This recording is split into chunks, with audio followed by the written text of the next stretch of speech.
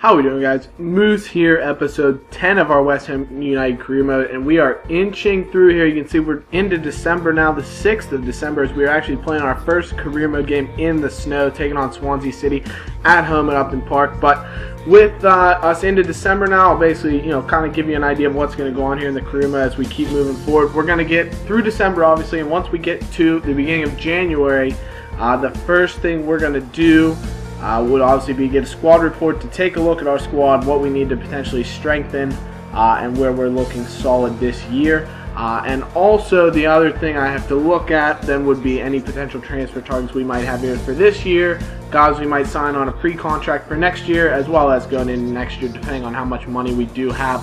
And the other thing I wanted to talk about in this episode as we watch these Swansea City highlights would be what you guys think of the career mode in terms of difficulty level, realisticness, because obviously if you're watching West Ham in real life, you'll see that we do have a game against Stoke obviously coming up tomorrow, but we also beat Manchester City obviously in a huge 2-1 victory last weekend, which was awesome. But the question I have then is, what does that mean for this career mode? Because obviously we fared very well in this career mode thus far. We've lost 3 games thus far in the league, a couple of draws and a whole boatload of wins. So the question then obviously is, do you think things are realistic? Because currently we sit in 4th, I want to say, 3rd or 4th. They didn't show the standings here, and I don't want to jump ahead because I have played a couple games ahead of where we're at right now as I talk.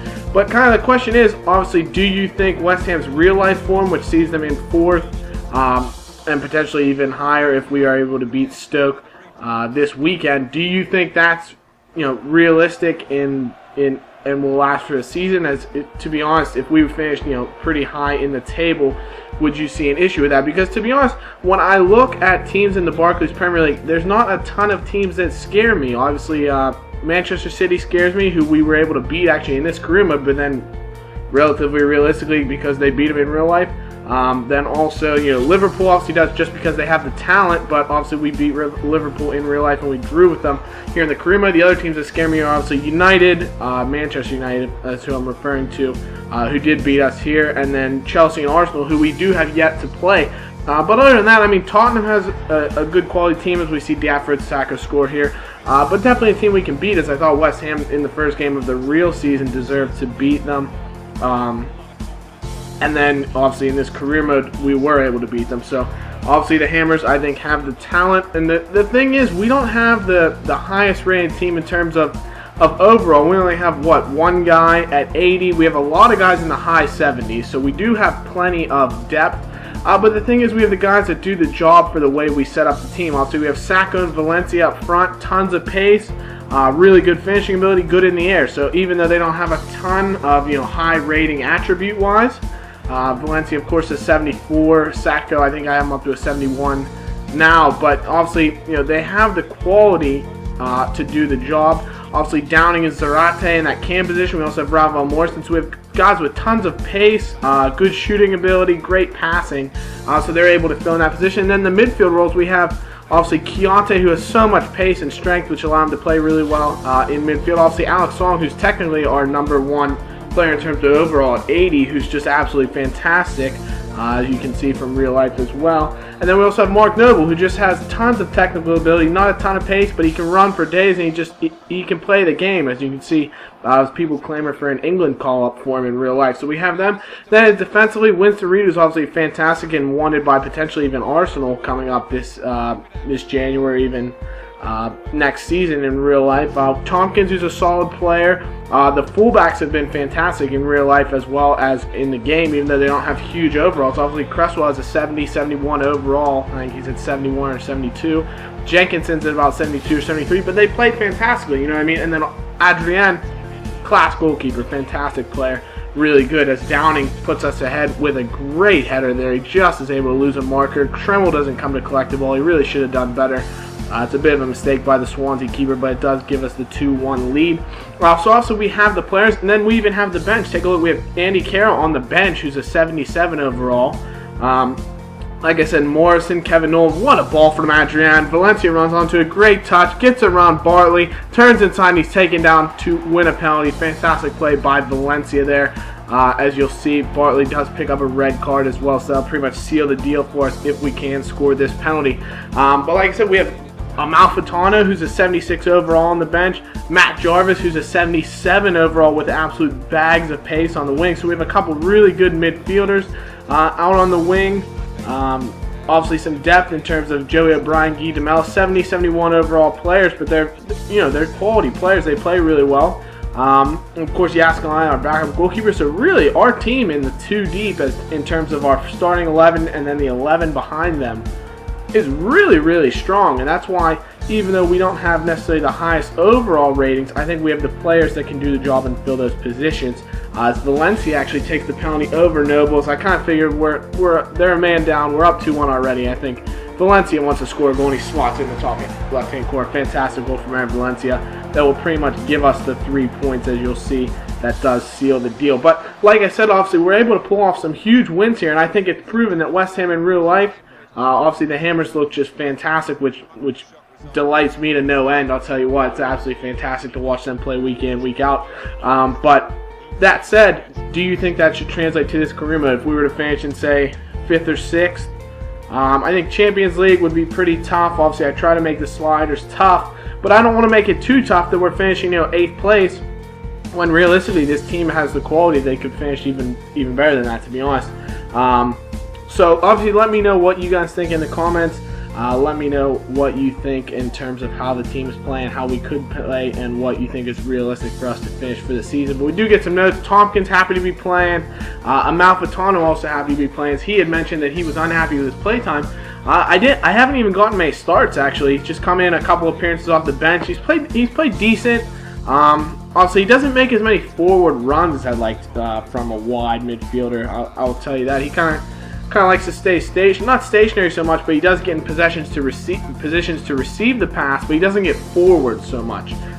So maybe that have to do something with the tactics and telling him to run forward, but we'll have to see what else he can do. But then we come into a game here away at the Stadium of Light, taking on Sunderland. Obviously, sticking with the same lineup, as we actually have like a week between games here in the early part of December. We have like a week and then a week, and then I think 6 days. So we have plenty of time to rest up with our players, and that allows us to keep putting out the team that keeps winning games. So that really helps us out a lot in terms of fitness, obviously, as well. We haven't seen too many injury problems either. Obviously, we had a little bit of injury problems early on in the season. Demel was out for a while. Ravel Morrison was out. Valencia's had 2 separate spells when he's been out for about 3 weeks at a time.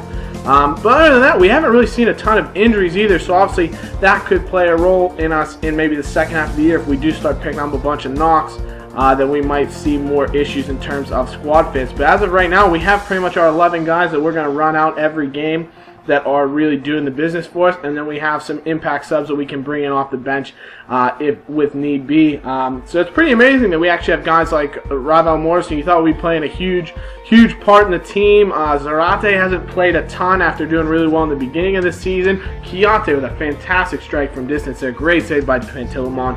But like I said, Carroll hasn't had a huge impact just because Sacco and Valencia are both playing so well. Carroll's come off the bench a bit.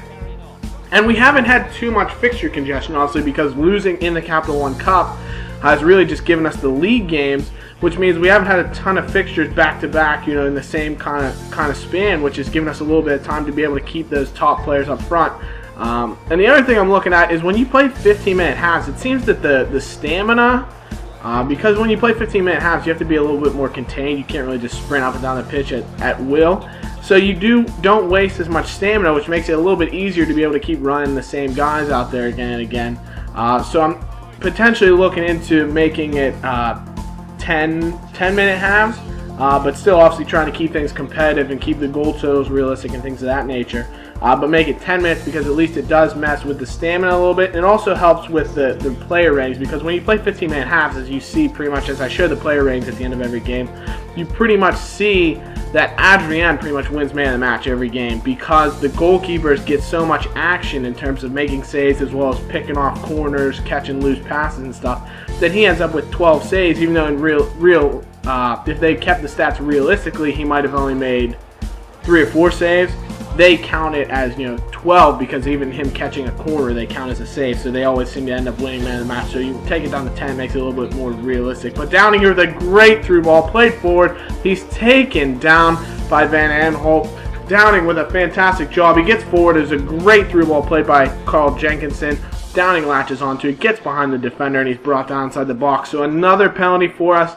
Fantastic play to Downing, obviously taking a 1-0 lead already on that header in the 45th minute, and this could be a goal that really starts to seal things away for us as Downing's brought down the box. It's a little bit of a tough penalty call. It looked like Van Aanholt did get him from behind, but he also did get a touch of the ball, so it's kind of tough to say either way how they would want to go with that call. But here we go. Mark Noble to step up and take it, trying to give West Ham a 2-0 lead away from home. Pantilimon goes the right way, but the ball just goes over the top of him, and Mark Noble with a beautiful goal to give us a 2-0 lead. So good to see the captain, vice captain, obviously Kevin Nolan is technically the captain, but he's not really ever in the lineup. So the vice captain, Mark Noble, effectively the heart of this team. It's great to see him get on the score sheet. Fantastic. Then ball played in. Eventually falls away from Valencia to Alex Song, who has a real drive from about 28 yards.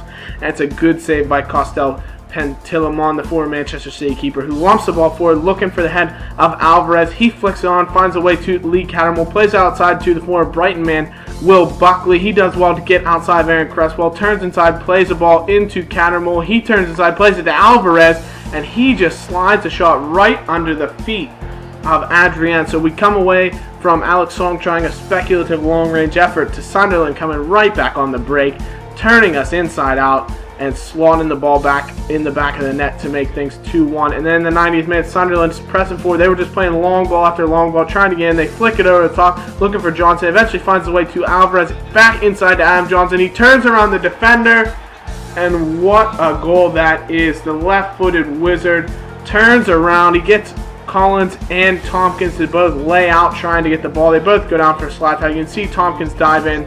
Johnson turns away and he beats Adrian with a cultured left-footed finish to make things 2-2, and that would be how the game would end. So a bit of a disappointing draw there. It seems the lower teams in the table give us a little bit more trouble. Obviously, a team like Sunderland, obviously they're at home. It's a tough place to play.